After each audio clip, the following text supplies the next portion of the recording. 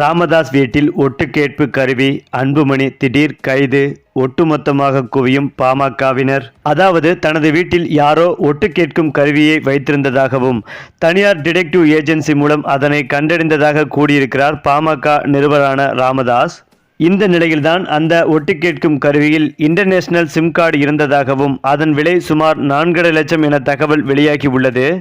அந்த வகையில் பாட்டாளி மக்கள் கட்சியில் நாளுக்கு நாள் உட்கட்சி மோதல் வலுத்து வருகிறது. தந்தை மகன் இடையான மோதல் தற்போது தேர்தல் ஆணையம் வரை சென்றடைக்கிறது. பாட்டாளி மக்கள் கட்சியை உருவாக்கிய ராமதாஸ் தனது மகன் அன்புமணி ராமதாஸை கட்சியின் தலைவர் ஆக்கினார். அதற்கு முன்னதாகவே மத்திய அமைச்சராகவும் ஆக்கியிருந்தார் என்பதும் குறிப்பிடத்தக்கது. இந்த நிலையில்தான் ஒரு சில விவகாரங்களால் தந்தை மகன் இடையே மோதல் எழுந்தது. தொடர்ந்து அந்த பிளவு அதிகமான நிலையில் தற்போது மோதலாக வெடித்துள்ளது. கடந்த சில வாரங்களுக்கு முன்பு பாட்டாளி மக்கள் கட்சி மற்றும் வன்னியர் சங்கம் இணைந்து நடத்திய மாபெரும் மாநாட்டிற்கு முன்னதாக கட்சியின் தலைவர் பதவியிலிருந்து அன்புமணியை நீக்குவதாக அறிவித்தார் ராமதாஸ். அதேபோல் தொடர்ந்து மாநாட்டிலும் அதற்கு பிறகு ஊடக சந்திப்புகளிலும் அன்புமணி ராமதாஸ் குறித்து கடுமையான குற்றச்சாட்டுகளை முன்வைத்து வருகிறார் ராமதாஸ். அதே நேரத்தில் ராமதாஸ் குறித்து இதுவரை அன்புமணி எந்தவித கருத்துக்களையும் தெரிவிக்காமல் அமைதியாக இருக்கிறார் என்பதும் குறிப்பிடத்தக்கது. தொடர்ந்து அன்புமணி ஆதரவு நிர்வாகிகளை நீக்கியும் வருகிறார் ராமதாஸ். இதுவரை 150க்கும் மேற்பட்ட மாநில மாவட்ட நிர்வாகிகள் நீக்கப்பட்டிருக்கின்றனர். அதே நேரத்தில் அவர்கள் பதவியில் தொடர்வதாக அன்புமணி அறிக்கை வெளியிட்டிருக்கிறார்.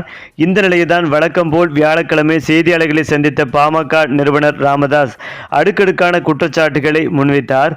குறிப்பாக தனது வீட்டில் ஒட்டு கேட்கும் கருவி வைக்கப்பட்டு இருப்பதாகவும் தனது இருக்கைக்கு அடியில் அந்த கருவி இருந்ததாக கூறியிருக்கிறார்.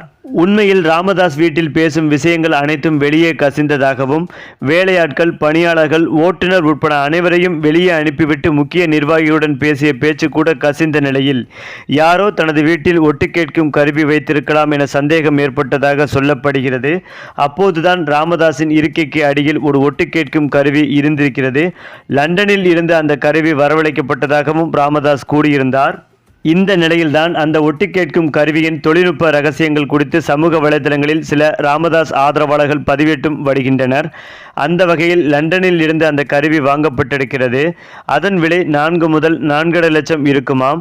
ஒட்டு கேட்கும் கருவியை பொறுத்தவரை 2 வகைகள் இருக்கிறது. ஒன்று சிம் கார்டு இல்லாமலும் மற்றொன்று சிம் கார்டுடன் செயல்படும்.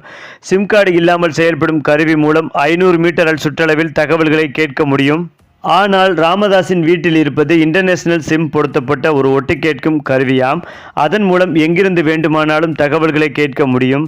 அது மட்டுமில்லாமல் ஆட்டோமேட்டிக் வகையைச் சேர்ந்த அதிநவீன இந்த கருவி சத்தமே இல்லாமல் இருந்தால் செயல்பாட்டில் இருக்காது. அதே நேரத்தில் பேச்சு சத்தம் கேட்டவுடன் தானியங்கியாக ஆனாகி ரெக்கார்ட் செய்து அதனை வாய்ஸ் நோட்டாக குறிப்பிட்ட நம்பருக்கு அனுப்புமாம். இதனை அடுத்துதான் எந்த நம்பருக்கு அந்த வாய்ஸ் நோட் சென்றது என்பது குறித்தும் ஆய்வு நடத்தப்பட்டு வருகிறதாம். இப்படியான தகவல் பாமகவில் பரபரப்பை ஏற்படுத்தி உள்ளது. அன்புமணி ராமதாஸின் தீவிர ஆதரவாளரான வழக்கறிஞர் பாலு இந்த சம்பவத்தை கண்டித்து அறிக்கை வெளியிட்டிருப்பதும் குறிப்பிடத்தக்கது. தற்போது ராமதாஸின் வீட்டில் அந்த ஒட்டு கேட்கும் கருவியை வைத்தது யார் என்பது குறித்தும் விசாரணை நடைபெற்று வருகிறதாம். இந்த நிலையில்தான் ராமதாஸ் வீட்டில் ஒட்டு கேட்பு கருவி பொருத்தியது அன்புமணிதான் என்று ராமதாஸ் தரப்பு குற்றம் சாட்டி உள்ளதால் காவல்துறை அன்புமணியை கைது செய்து விசாரணை நடத்துவதற்கான வேலைகளில் இறங்கி இருப்பதாக தற்போது தகவல்கள் சொல்லப்பட்டு வருகிறது. அநேகமாக இது குறித்த அதிகாரப்பூர்வ தகவல் விரைவில் வெளிவரும் என்றும் எதிர்பார்க்கப்பட்டு வருகிறது. சரி, இப்போ நீங்கள் சொல்லுங்கள், அன்புமணி கைதாவது பற்றிய உங்களுடைய கருத்துக்களையும் உங்கள் கமெண்ட்டில் சொல்லுங்கள்.